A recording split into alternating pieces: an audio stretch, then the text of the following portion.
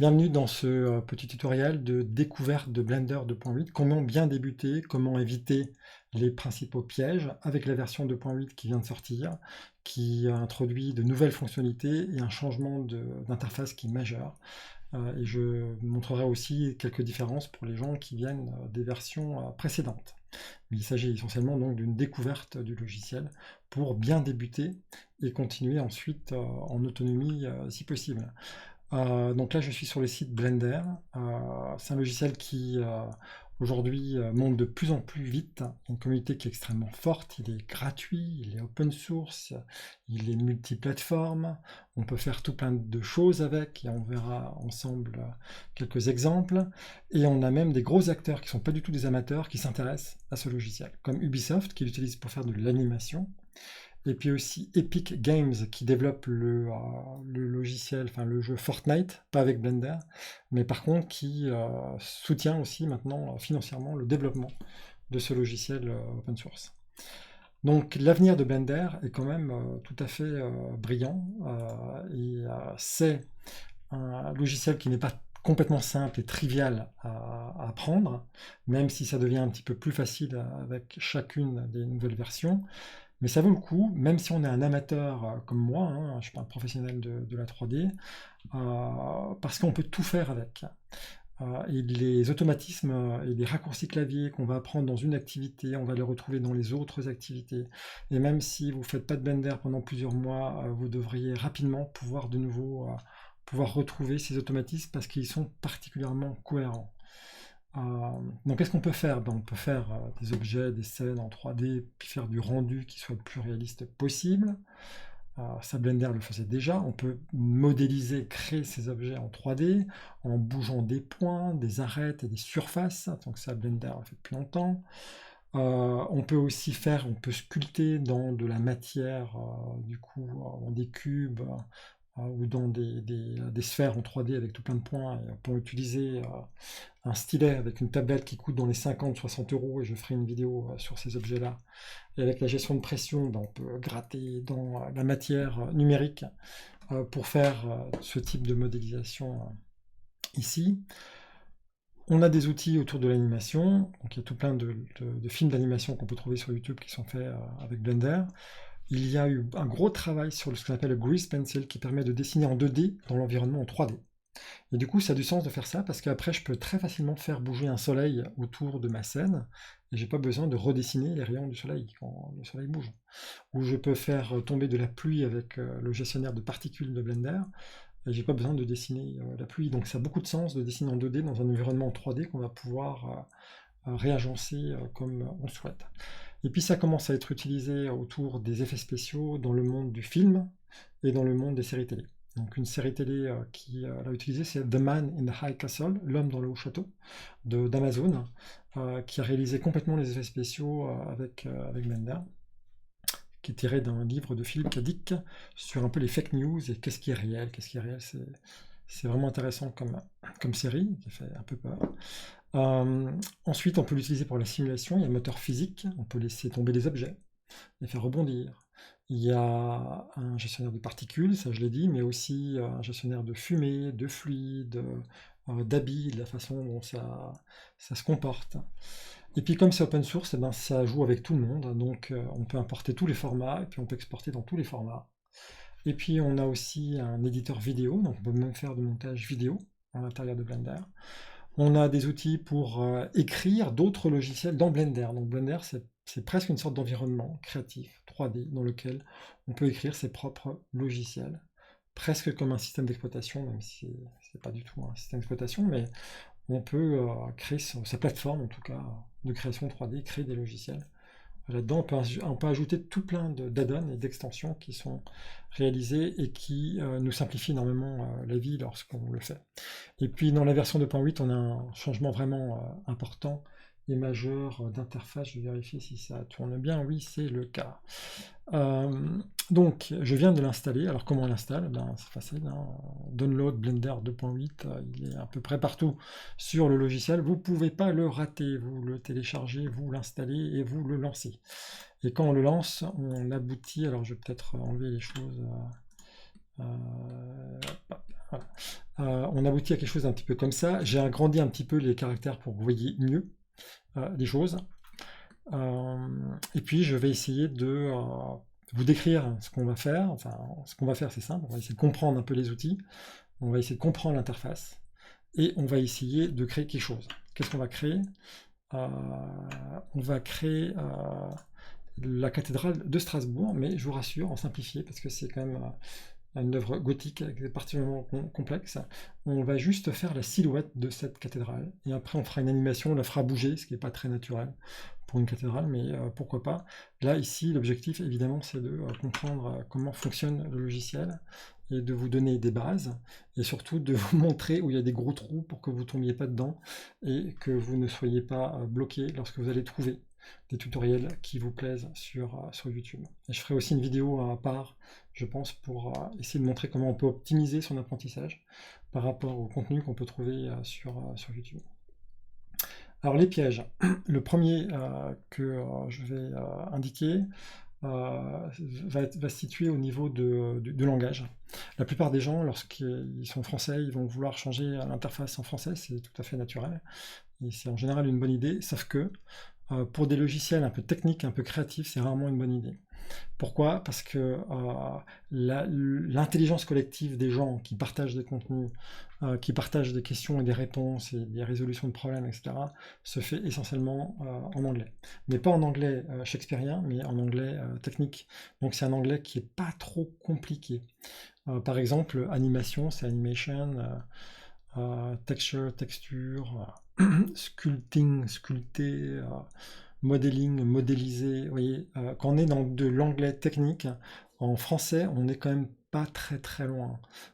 Et c'est pas trop compliqué de comprendre ce qui se passe. Mais surtout, on va voir de nombreux autres avantages. On va utiliser beaucoup les raccourcis clavier, et les raccourcis clavier ont toujours du sens par rapport à l'anglais. Donc on va pouvoir mémoriser beaucoup plus rapidement les raccourcis clavier. Autre avantage, on va trouver beaucoup plus de contenu en anglais. Il y a beaucoup plus de questions-réponses en anglais. Et vous allez me dire, mais oui, moi je ne comprends pas l'anglais. Vous utilisez Google Translate. Il vous traduit les pages internet de l'anglais vers le français de façon très propre aujourd'hui et de plus en plus propre. Vous trouvez un tuto sur YouTube, il est en anglais. Vous avez Auto-Translate qui est près de la roue dentée, et vous pouvez lui demander de auto-translate automatiquement de l'anglais vers le français, et c'est de plus en plus propre.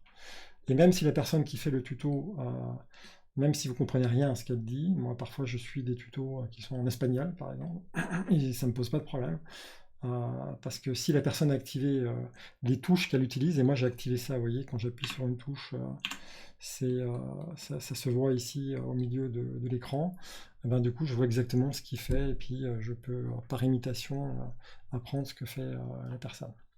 Donc ne vous laissez pas bloquer par l'anglais, même si vous n'êtes pas à l'aise, c'est justement l'occasion de devenir plus familier avec cette langue-là, parce que l'aspect technique est une bonne façon d'entrer dans ce domaine et d'utiliser les outils d'auto-traduction. Ensuite, dans les petits pièges à utiliser, si vous avez déjà utilisé Blender, vous avez peut-être des configurations par défaut qui sont stockées quelque part, ou bien vous allez manipuler des fenêtres et puis vous allez en ouvrir partout et vous ne savez pas comment revenir en arrière.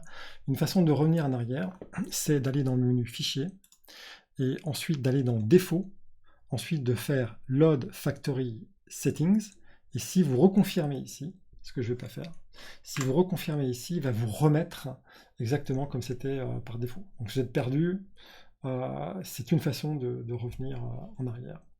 Ensuite, vous allez voir que les outils qui sont disponibles ici va dépendre du mode dans lequel on se trouve. Je montrerai ça après. Ici, on est actuellement en mode objet, mais après, on va créer notre cathédrale à partir d'un cube. Et pour ça, on ira en mode éditer, mode édition. Pourquoi ça? Ah oui, parce que là j'ai plusieurs. Je maîtrise le logiciel, hein, rassurez-vous. Donc là on est en mode édition, et vous voyez j'ai d'autres icônes qui sont apparues ici. Donc souvent, voilà, vérifiez bien dans quel mode vous êtes, et ça se trouve ici, mode objet, mode édition, il y a tout plein d'autres types de modes qui existent. Un autre piège, c'est la gestion des fenêtres dans Blender qui n'est pas du tout habituelle par rapport aux autres logiciels. Qu'est-ce que je veux dire par là? C'est que ici, on a plusieurs fenêtres qui sont dans notre logiciel là. La nature de la fenêtre, alors en fait, il y en a une ici, il y en a une en bas, il y a en haut à gauche, il y en a une là, et à droite, il y en a une autre. Je connais la nature d'une fenêtre. Là, en haut à gauche, quand je mets mon curseur sur le petit icône, on me dit que c'est une fenêtre de type 3D et je pourrais changer la nature de cette fenêtre. D'accord. En, en bas ici, ça ressemble à une timeline. Et si je laisse le curseur en haut à gauche de la fenêtre, je vois que c'est une timeline. Ici, si je laisse le curseur ici, il me dit que c'est un outliner. Ça me donne un petit peu le résumé de ce qu'il y a dans ma scène ici 3D. Je vois qu'il y a une caméra, il y a un cube et une lumière. Ici, si je laisse ici, on me dit properties. Donc ça veut dire propriété. Vous voyez, c'est pas très loin par rapport au français. Et ici, il y a tout plein d'autres onglets qui me donnent des propriétés, à la fois sur l'outil que je suis en train d'utiliser. Actuellement, je suis en sélection, donc il me donne des propriétés sur ma sélection. Ici, j'ai 1, 2, 3, 4, 5 icônes qui sont regroupées, il n'y a pas d'espace. Ça, c'est des propriétés sur la scène, sur la résolution de sortie de mon image, ce qu'on va faire le rendu, sur les unités qu'on va utiliser, sur le monde autour de la scène. Là, il y a un espace ensuite. Toutes ces propriétés qui sont regroupées là sont par rapport à l'objet que j'ai sélectionné. Donc là, des histoires de taille, des modifiers, on verra ça tout à l'heure. Je crois, gestionnaire de particules, des moteurs de physique, de fluide, de machin, etc. Des contraintes qu'on peut mettre entre les objets, les couleurs qu'on va mettre dans nos objets. Et puis ensuite, en tout dernier, les textures qu'on va pouvoir créer, qu'on va pouvoir aussi coller sur nos objets. Donc, on peut modifier tout ça. On peut agrandir, on peut diminuer. Et parfois, lorsque vous allez modifier ça, peut-être que par erreur, vous allez créer une nouvelle fenêtre. Et la panique, quand vous voulez faire CTRL-Z pour revenir en arrière, ça ne va pas revenir en arrière. Si je fais CTRL-Z, ça ne revient pas en arrière. Donc comment est-ce qu'on fait? Donc ça, c'est un des premiers pièges. Eh ben, il va falloir refermer la fenêtre. Et une façon de faire, c'est d'aller dans un bord de la fenêtre et puis d'imposer une fenêtre sur l'autre. Et au départ, c'est pas forcément évident d'avoir le coup de main pour le faire. Donc je remonte. Ici, j'ai créé différentes fenêtres. Je pourrais changer leur nature, mais ici, si je veux de nouveau revenir à mon état initial, il faut que je prenne un des bords et que je l'impose sur la fenêtre à côté et que ça puisse correspondre. Hein, qu'une fenêtre peut effectivement écraser l'autre. Si jamais vous n'y arrivez pas, parce qu'au départ, c'est pas forcément aussi simple que ça à comprendre, et puis j'ai le truc, vous pouvez faire un clic droit et vous faites Join Area. Join, ça veut dire de joindre, vous voyez, en anglais, c'est pas très différent. Et puis, vous allez écraser l'autre fenêtre. D'accord, donc ça c'était un piège à éviter. Un autre piège, c'est de se dire qu'on va apprendre à utiliser les raccourcis clavier que plus tard, parce qu'on va déjà essayer de comprendre un peu comment ça fonctionne, etc.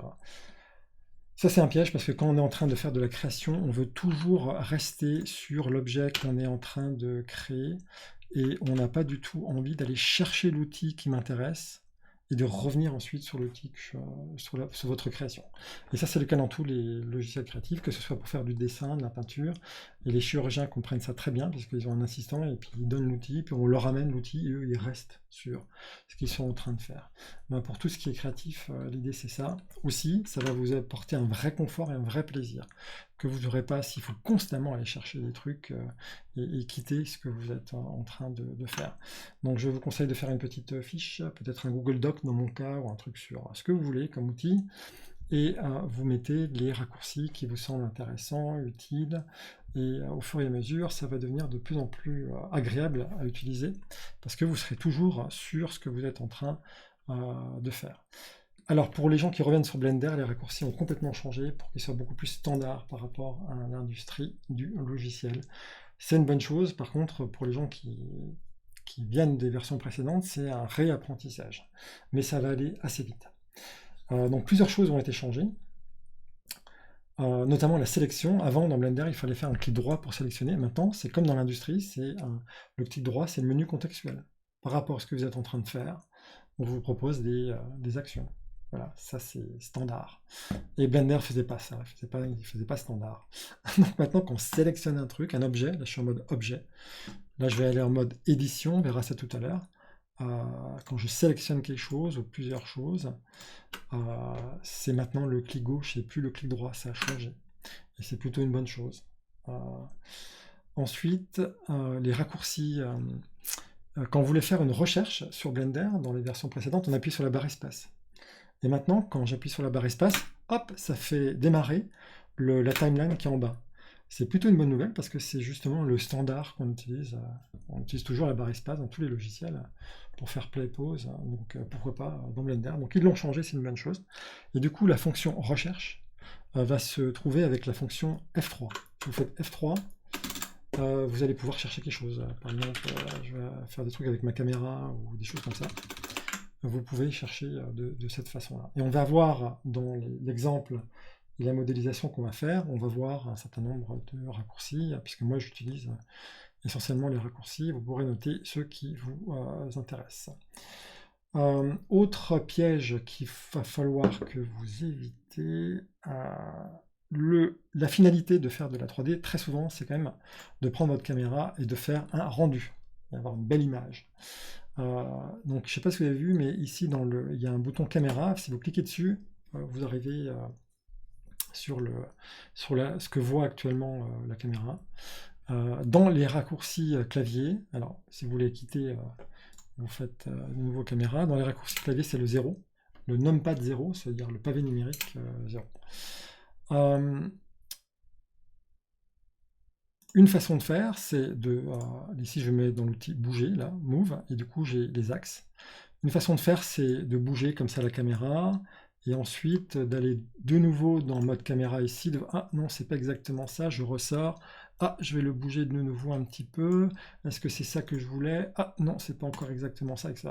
Donc ce que font les youtubeurs et tout le monde, c'est que on va changer le comportement de la caméra pour pouvoir l'ajuster beaucoup plus facilement depuis le point de vue de la caméra. Pour ça, il y a un panneau ici qui est caché, là, il y a une petite fenêtre. Ouais, ça s'appelle le Side Panel. On y accède avec le raccourci N. Pourquoi N? Parce que le premier onglet donne tout plein de nombres. Donc c'est comme ça que je me rappelle, mais c'est le panneau du côté, le Side Panel. Et si je vais dans View, il y a une option qui s'appelle Lock Camera to View, là. Et si vous la cliquez, par défaut, elle n'est pas achetée. Si vous la cochez, par défaut, elle n'y est pas. Quand vous appuyez sur l'outil caméra ici, et que vous déplacez votre objet, vous pouvez maintenant déplacer votre objet avec votre souris, comme je suis en train de le faire. Et puis, j'indique ici les raccourcis que j'utilise. Voilà. Ensuite, concernant les raccourcis, si vous voulez retrouver un raccourci, parce que vous l'utilisiez dans Blender version précédente, c'est quoi, c'est devenu quoi, etc. Ce que vous pouvez faire, c'est aller dans Fichier. Ensuite, vous allez dans Éditer. Ouais, dans Éditer plutôt, Edit. Ensuite, vous allez dans Préférences. Et vous voyez qu'il y a plusieurs options. Il y a Interface. Il y a les add-ons qu'on peut installer. J'ai activé les screencast keys, comme ça vous voyez ce que je suis en train de taper, il était déjà préinstallé celui-là. Mais surtout il y a Keymap qui permet de retrouver tous les raccourcis qui sont utilisés. Donc par exemple si je cherche tous les raccourcis par rapport à la caméra, je vois bien que numpad 0, là ça me permet de view the camera. Donc je pourrais changer éventuellement le raccourci. Ça c'est une possibilité. Sinon, si vous n'avez pas de pavé numérique, vous pouvez éventuellement aller dans Préférences, Input, et vous pouvez émuler le pavé numérique. Du coup, les touches qui se trouvent tout en haut de votre clavier, de 1 à 0, vous pouvez dire que c'est les touches du pavé numérique. C'est pas idéal parce qu'on perd quelques-unes des touches qui sont utilisées pour la gestion de la caméra. Ensuite, il y a d'autres possibilités. Si vous avez une souris de gamer, il y a souvent des touches en plus, et vous pouvez toujours reconfigurer ces touches-là et les mettre à votre souris si vous manque des touches parce que vous n'avez pas de pavé numérique. Néanmoins, je vais laisser tel quel, et puis on va essayer de débuter. Autre chose aussi que vous pourriez rencontrer comme difficulté, c'est vous suivez un tuto et puis l'aspect un petit peu différent. Alors en haut à droite ici, vous voyez les différents modes de visualisation de votre scène 3D. Par exemple, ici, c'est en fil de fer. Comme ça, on peut voir au travers. Bon. Ici, c'est un rendu dit solide. Et c'est souvent le rendu qui est utilisé pour faire de la modélisation. Quand on commence on va modifier notre scène, etc. Bon. Ici, c'est un rendu avec les textures. Là, j'ai pas de texture, donc on les voit pas. Et ici, c'est un rendu qui est fait ici en temps réel, avec un moteur de rendu qui est tout récent dans 2.8, qui s'appelle Eevee. Alors, je vais bouger ici avec G, je vais bouger ma lampe. Vous voyez, il fait déjà le rendu, en fait, puisque je peux bouger ma lampe et que ça a effectivement un effet. Donc, quand vous suivez un tuto, vérifiez bien que si ça n'a pas l'aspect qui vous semble correct, vérifiez bien que la personne utilise bien le moteur de rendu. Et alors on le trouve dans la caméra, ici c'est une sorte d'appareil photo.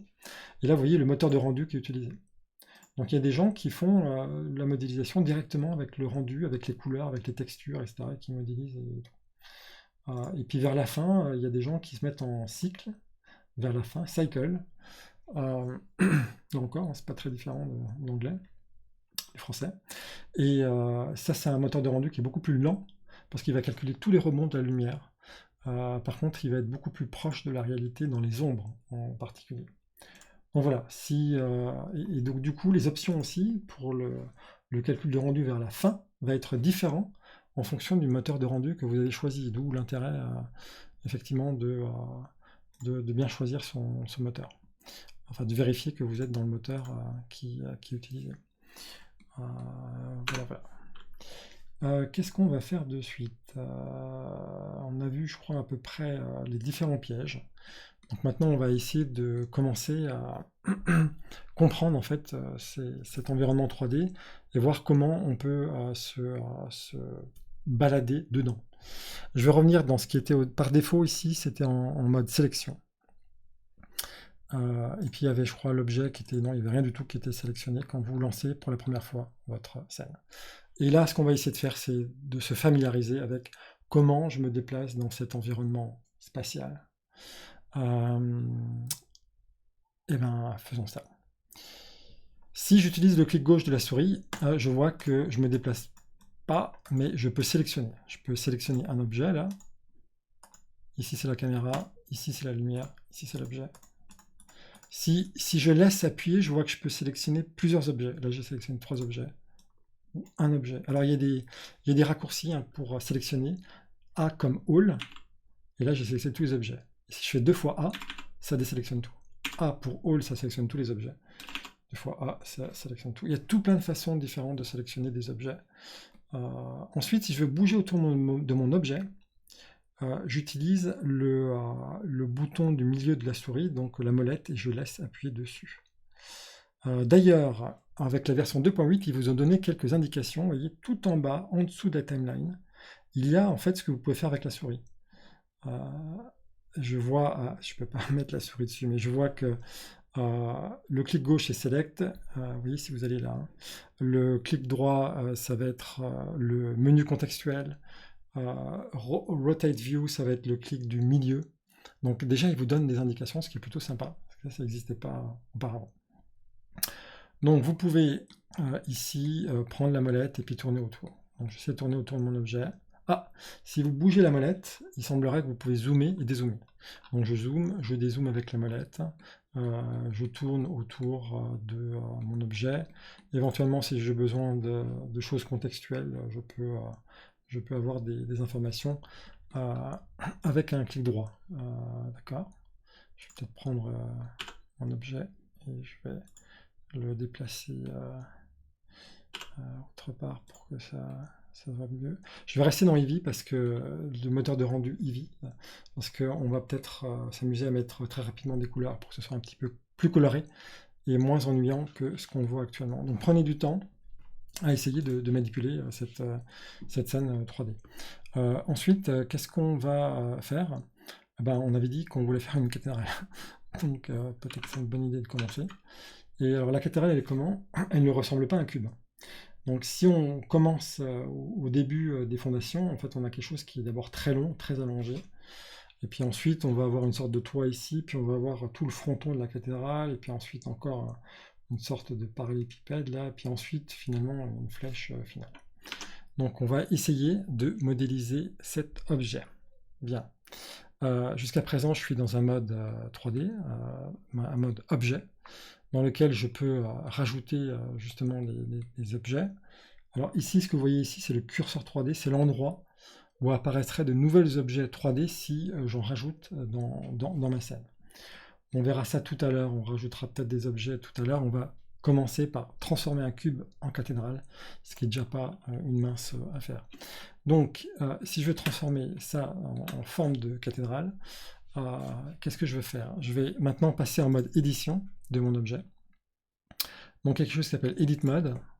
Et évidemment, vous vous rendez bien compte que les gens ne vont pas aller chercher constamment le truc.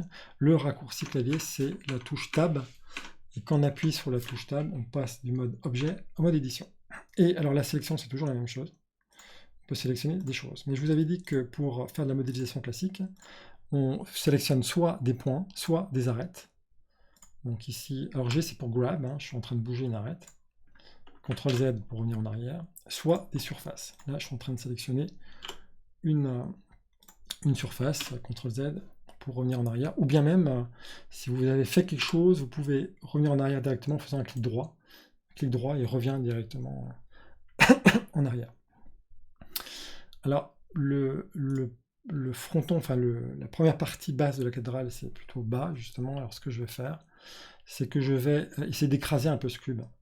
Et pour écraser ce cube, ce que je vais faire, j'ai deux possibilités. Soit je prends l'outil ici qui s'appelle Move, et là je vois que j'ai des flèches, et puis je peux tirer ici, là.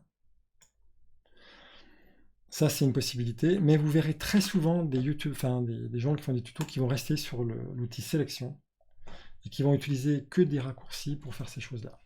Par exemple, si je veux écraser cette face ici, je vais prendre Grab, parce que je vais bouger en fait ma face. Et après, vous allez me dire, ouais, mais c'est pas très précis, dans quelle direction je vais, etc.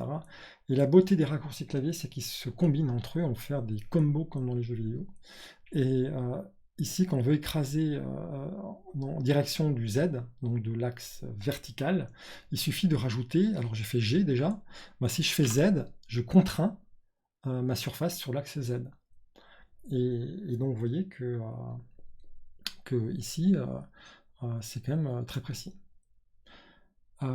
Je pourrais aussi contraindre sur tout sauf l'axe Z, si je voulais bouger ma surface mais que ça ne change pas de hauteur. Ben, je ferai G, et je ferai Shift Z, et là je peux bouger dans XY la surface, tout en gardant, alors je vais revenir en arrière, tout en gardant donc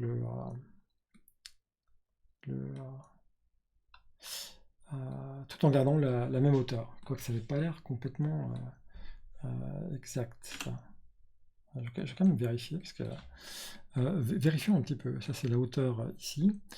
Si je fais G et si je fais Shift Z, non, la hauteur... Ah non, non, la hauteur change pas. Simplement, ça va beaucoup plus loin, et c'est pour ça que c'est comme ça. Ok, c'est juste. Ok. Bon, maintenant, j'aimerais allonger un petit peu la chose, parce que la cathédrale de Strasbourg, elle est plutôt allongée. Donc, ce que je vous propose, c'est qu'on prenne donc une face. Hein, je passe ici avec le 1, 2, 3. Je passe de la sélection des points, des arêtes et des faces. Donc ici, je prends ici la face, et puis je vais la tirer, G, et je vais la tirer le long du truc vert ici, là. Et le truc vert, je vois plus le gizmo, dommage. Le truc vert, c'est Y. Ok. Et ici, voilà, le gizmo est nouveau là. Ici, je peux voir ici que je suis en X, Y, Z, compagnie. Et donc là, je tourne autour de mon truc. C'est encore un petit peu épais. Je vais faire GZ. Voilà. Ensuite, j'aimerais bien, si je reviens ici à mon objet ici, ça va monter vers le haut. J'aimerais bien ici couper, là, et ensuite monter vers le haut. Alors pour ça, ce qu'on va essayer de faire, c'est de trouver comment est-ce qu'on se met sur une vue très précisément en face, très précisément en dessous, au-dessus plutôt, etc. Alors ici, dans cette partie-là, vous voyez que si vous cliquez sur Z, vous avez exactement précisément la vue de dessus. Et si vous voulez faire un panning, c'est-à-dire bouger la caméra, tout en gardant la même direction de la caméra, vous faites Shift et puis le clic du milieu de la caméra, du milieu du bouton de la souris. J'espère que je ne confonds pas trop en erreur. Hein, si vous voulez voir depuis l'axe X précisément, donc ça s'appelle de droite, right, vous faites ici, ou bien si vous appuyez sur ici de nouveau sur le bouton, il va vous montrer plutôt du côté gauche. Si vous appuyez sur Y, il va vous montrer depuis l'arrière, etc. Et vous pouvez toujours revenir dans une position qui vous convient. Il y a d'autres raccourcis clavier si vous n'avez pas mis numérique. Si vous faites 1, il vous montre de devant. Si vous faites 7, il vous montre de dessus. Si vous faites 3, il va vous montrer le côté droit. Donc il faut se familiariser un petit peu avec ces différents raccourcis pour pouvoir très rapidement passer d'un côté à l'autre. Ensuite, si je veux couper, ce serait bien d'être au-dessus, comme ça je vais couper de façon propre. Donc je vais me mettre au-dessus, alors par exemple en cliquant sur Z ou mieux avec le raccourci clavier numérique 7, et je vais essayer de couper. Alors il se trouve qu'en mode édition, et pas en mode objet, mais en mode édition, il y a un outil qui s'appelle couteau. Si je cherche, il y a quelque chose qui s'appelle couteau, alors encore faut-il le trouver, c'est knife, voilà, c'est knife. Alors le raccourci c'est K pour knife. Donc là effectivement c'est différent du français. Alors si je fais K, je vois que l'icône se transforme en couteau, avec un truc qui semble reconnaître une arête ici. Eh ben, je clique, et ensuite je vais jusqu'au bout, je vais encore cliquer quand il reconnaît l'autre arête. Mais je vais contraindre quand même les choses. Il y a des informations qui sont tout en bas là, ici, qui me donnent des options supplémentaires sur mon couteau. Et notamment si je fais C, je contrains le couteau sur des angles. Comme ça va être très propre. Et je vais jusque là, et je coupe. Alors je pourrais continuer, mais on ne va pas continuer, on va faire entrer. Et ici, vous voyez que sur cette surface, ici je suis en mode sélection de face, je sélectionne des faces ici. Ah ben, effectivement, ici j'ai créé quelque chose. Alors maintenant, j'aimerais bien monter ce truc-là, parce que dans ma cathédrale, ici, cette partie ici qu'on a là, elle monte tout en haut là. Alors, je pourrais dire, ah ben super, je veux faire G, je veux faire Z, et etc. Sauf que là, on a un toboggan, et c'est pas exactement ce qu'on voulait ici avoir. Donc ce qu'on va faire, on va revenir en arrière. Et on aimerait monter cette surface, mais sans perturber ce qu'il y a autour. Et ça, on peut le faire en utilisant un outil qui se trouve ici, qui s'appelle Extruder, Extrude Region, extruder une région. Donc ça va être le raccourci E pour Extrude. Hein, tout ça, les raccourcis ont toujours du sens, souvent. Donc si je fais E, là, vous voyez que je peux... Alors il le fait automatiquement sur l'axe Z, donc j'ai rien à faire. Vous voyez que je peux ici extruder cette région-là. Voilà. Donc ça, ce sera le début, le fronton de la cathédrale. Mais on avait dit que tout en haut du fronton, là, il y a aussi une partie comme ça, puis après, on pourra mettre une flèche. Bon. Je vais me revenir sur la vue de dessus, qui s'appelle, alors, numpad numérique 7. Ici. Alors, avant de faire ça, je vais quand même vous montrer un truc. Ici, vous voyez, il y a marqué perspective. Si vous appuyez sur ce bouton ici, avec la grille, vous voyez ici que je suis en orthographique. Perspective orthographique. Alors, pourquoi c'est utilisé ce truc-là? Perspective, c'est effectivement la vue depuis la position à laquelle vous êtes. Orthographique, c'est comme si vous voyiez l'objet depuis l'infini en étant très très loin.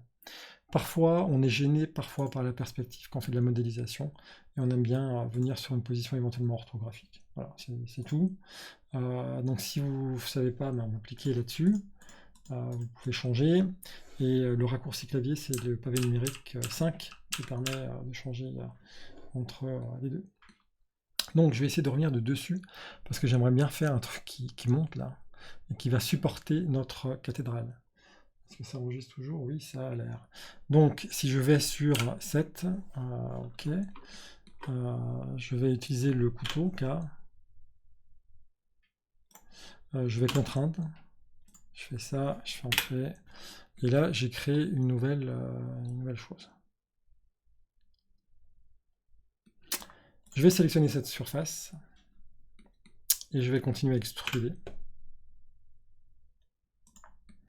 et ça commence tout doucement à ressembler à notre forme. Sauf que moi, il me faut une flèche. Alors là, il y a tout plein de façons de faire. Ce qui est intéressant dans Blender, c'est que c'est un jeu de construction, et en général, il y a tout plein de façons différentes de faire. Il n'y a pas vraiment de très mauvaise ou très bonne façon de faire. Donc on peut faire les choses différemment, et donc il ne faut pas paniquer si vous le faites différemment des gens qui font les tutoriels.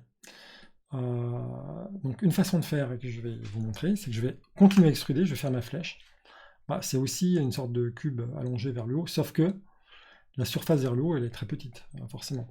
Et pour ça, il y a un outil qui s'appelle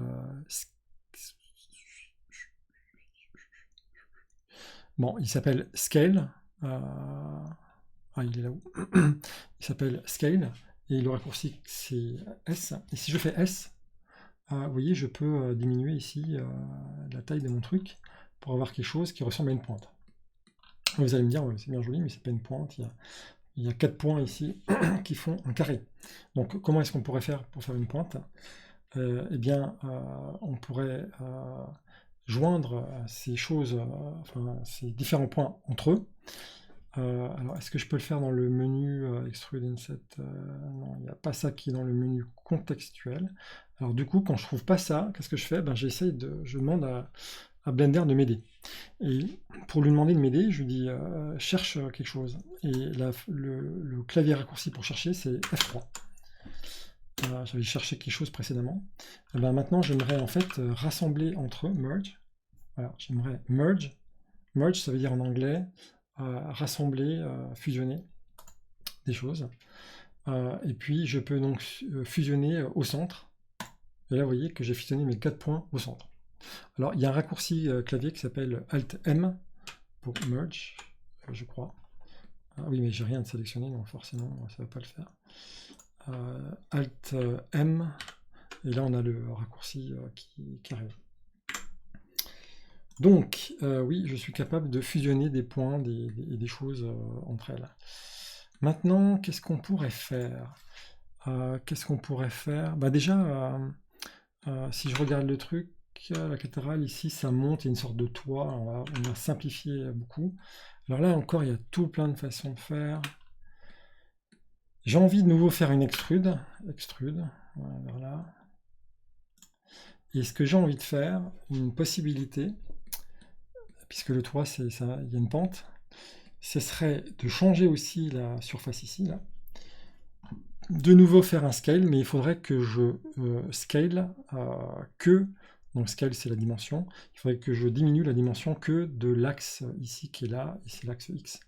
Donc si je fais SX, vous voyez que je contrains mon truc à ça. Voilà. Donc je pourrais faire comme ça. Et là, ici, là je reviens en mode objet, j'ai fait Tab. Et là, j'ai déjà à peu près un petit peu la silhouette. On ne va pas aller beaucoup plus loin. L'idée, c'est que vous compreniez un petit peu comment on peut partir d'une forme primitive, en l'occurrence ici un cube, et commencer à bouger les choses. Alors tout ça, c'est un petit peu gris, c'est un petit peu terne, et c'est un peu dommage parce qu'on est dans ce moteur Eevee qui permet de faire du rendu de temps réel. Donc je vous propose qu'on rajoute un petit peu des couleurs. Une cathédrale, c'est fait, en tout cas en Alsace, avec le grès des Vosges, et donc c'est un petit peu rose. Alors comment est-ce qu'on donne des couleurs aux objets? On sélectionne son objet. Et puis on va aller dans les propriétés, tout en bas, avant les textures, il y a une propriété, une tabulation qui s'appelle contexte, matériel. Si on clique dessus, eh bien, on peut ici définir, alors on ne va pas le faire, mais on peut définir tout plein de propriétés de la surface de votre objet. Et on peut les combiner entre elles, pour faire par exemple du vert, pour faire de la rugosité, des surfaces qui émettent de la lumière, etc., qui permettent vraiment de faire des rendus qui sont tout à fait réalistes, ou bien complètement déjantés. Nous, on va laisser tel quel, le truc de base, qui est une diffusion classique de la lumière, et on va prendre quelque chose qui ressemble, je sais pas, au des Vosges. On va prendre, par exemple, ceci. Je vais peut-être essayer de rajouter quelque chose. Je vais bouger un petit peu ça vers le haut, GZ. Et j'ai envie de rajouter une surface sur laquelle on va un peu jouer. notamment quand on va vouloir faire l'animation. J'aimerais rajouter en fait un sol à notre cathédrale. Et comment est-ce qu'on... Alors là, je suis revenu en mode objet. On va pouvoir ajouter des objets.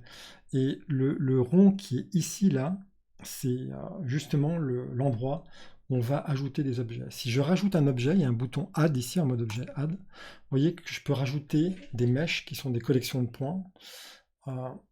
Et vous avez des choses comme des plans, des cubes, des cercles, des sphères, des cônes, etc. Vous avez même la tête d'une la tête d'un d'un monkey qui en fait qui s'appelle Suzanne et qui est la mascotte en fait du logiciel Blender. Alors d'ailleurs je vais l'effacer. Comment est-ce qu'on fait pour l'effacer? Ben, on prend le raccourci X et on peut effacer du coup un objet. Donc si je veux ici avoir une sorte de plan sur lequel je vais mettre ma cathédrale, je vais faire Shift A, ça c'est le raccourci, Shift A, ou bien vous faites Add sur l'écran, Shift A, Mesh, Plane. Ok. Il est petit. Comment est-ce qu'on fait pour agrandir? Ben, on va faire S pour agrandir. S. Ok. Il faudrait que je vous montre aussi les aspects de rotation. Ouais, pas encore moi. On va rajouter une couleur. Donc je vais de nouveau dans mon contexte matériel ici. Je fais une nouvelle couleur. Et pour l'instant, on a fait le grès des Vosges là, mais on n'a pas encore fait de. On va faire une surface, on va dire, on va faire du gazon, hein, on va être écologique. Et donc là, ici, j'ai ma surface. Alors je peux encore éventuellement l'agrandir ici. Et maintenant que j'ai la surface, c'est intéressant aussi parce que je vois que du coup, ma lumière ici peut se réfléchir. Enfin, l'ombre peut aller se porter sur un autre objet, donc ici sur la surface. Et ici, si je veux remettre exactement la cathédrale sur la surface, eh bien, je prendrai Numpad 1 par exemple, pour voir de côté. Et puis je prendrai G, Z, et puis là j'irai aller précisément le mettre ici sur la surface. Donc là, on a notre cathédrale, et je vais prendre un peu d'eau.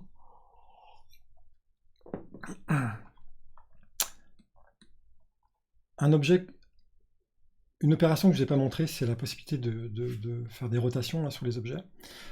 Si je fais R pour rotation, vous voyez que je peux bouger, faire des rotations avec mes objets. Et je peux toujours combiner. Si je veux faire une rotation que sur l'axe Z, je fais RZ, et vous voyez que je peux faire que sur l'axe Z, etc. Et ça, c'est quand même quelque chose qui est extrêmement puissant. Je vous avais promis qu'on pourrait faire un peu d'animation.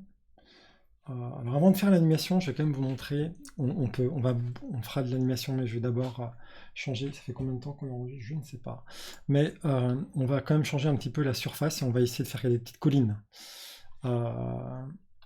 Ou même des petites maisons, on va voir. Ici, si je fais Edit, je vais en mode édition,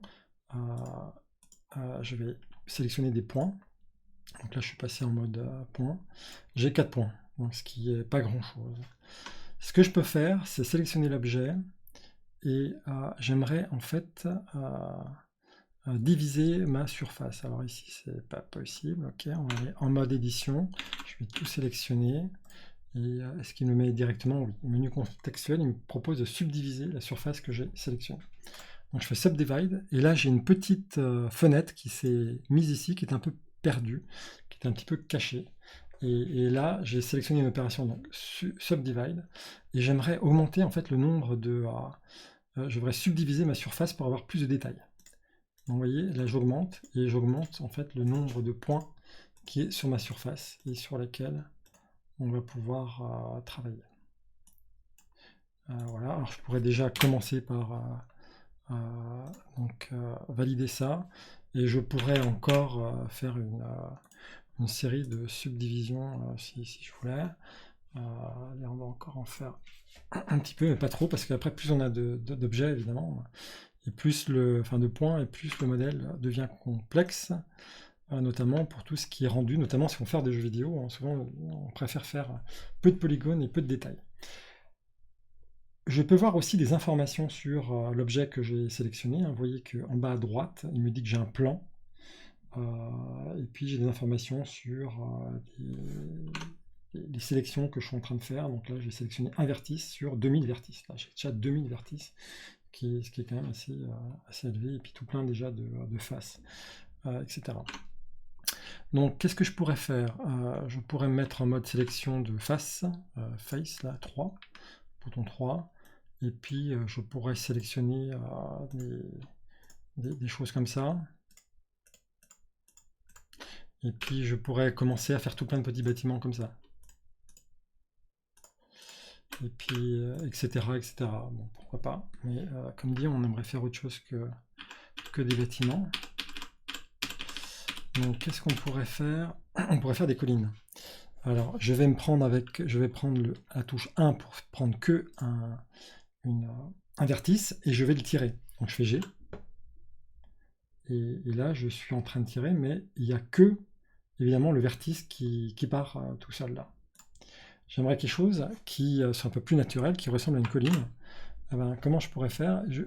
Tout en haut, là, il y a un truc qui s'appelle Proportional Editing, éditer en mode proportionnel. Là aussi, c'est pas très loin du français. On l'active. Et maintenant, si je tire mon point, je vois que les autres sont aussi affectés là. Et ils sont d'autant plus affectés que j'utilise ma molette pour augmenter la zone d'influence de l'édition proportionnelle.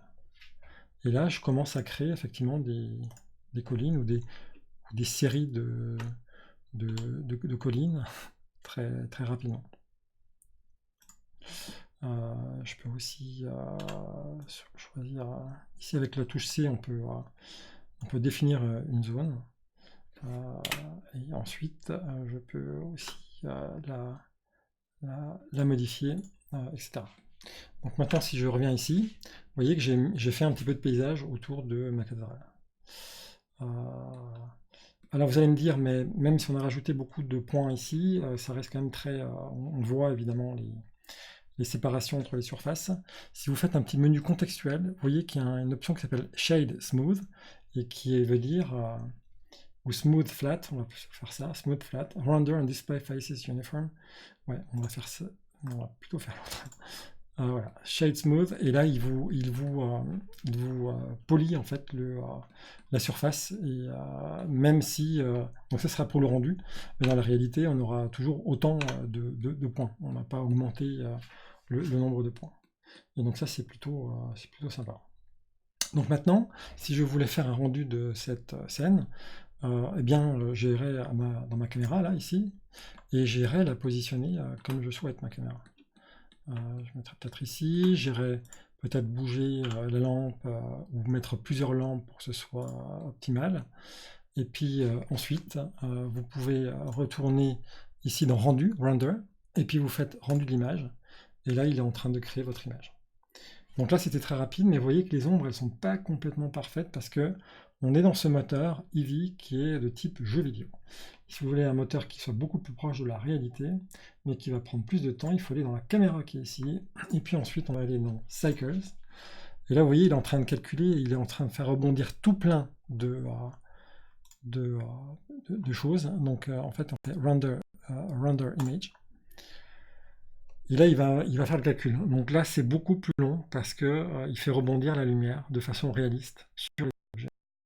Et on aura du coup, alors je vais peut-être pas attendre, on ira du coup des ombres plus proches, et aussi de la lumière qui va traverser les matériaux en fonction des propriétés que vous allez donner, qui sera aussi plus proche de la réalité, etc. Donc là, il fait du calcul. Je vais revenir moi sur le moteur Eevee, puisque c'est beaucoup plus rapide, même si c'est un petit peu moins efficace dans le rendu, mais à la fin, prenez Cycle si vous avez un peu de temps pour faire quelque chose. Ensuite, je vous avais dit qu'on pouvait faire une animation, on va faire juste un début d'animation parce que ça commence à devenir long, le tutoriel. Et comment est-ce qu'on fait? Ben, je vous avais dit qu'il y avait une timeline qui était ici. Eh bien, si je fais un clic droit, il me dit que on peut insérer une keyframe, une image clé. Ça, c'est une bonne idée. C'est I pour insert. Si je fais ça, il ne se passe rien. Bon, alors je vais faire I, je vais prendre le raccourci I, comme d'habitude. Et qu'est-ce que je vais prendre comme paramètre dans mon image clé? Quels sont les paramètres dont je veux tenir compte, en gros, pour mes images clés? On va dire qu'on va tout prendre. Location, c'est-à-dire la position, la rotation et la taille. Donc si je fais ça, je vois un petit point jaune qui est apparu. Bon, imaginons que je fais une animation, que je vais, je sais pas, à l'image 60, et que ma cathédrale, par je ne sais pas quelle circonstance, s'est déplacée quelque part, a changé de rotation et puis de taille dans un univers parallèle. Maintenant, si je refais I, et que si j'insère à nouveau une image clé qui prend en compte tout ça, eh bien, vous voyez que maintenant, on a créé en fait une animation. Ici, on a créé une animation parce qu'on a créé deux images clés. Bon, par contre, il fait le rendu de tout ça, donc je peux diminuer la zone dans laquelle il va faire le rendu. Mais vous voyez qu'il va être capable de créer tout plein d'images. Ok. Et puis on pourra faire le rendu, donc pour ça il faudra faire render animation pour créer notre film. Alors on peut changer tout plein de propriétés, notamment ici dans la petite imprimante. Ne faites pas le rendu sous forme d'image parce que du coup vous n'aurez pas un film. Par contre vous pouvez demander de faire une vidéo ici, FFmpeg vidéo.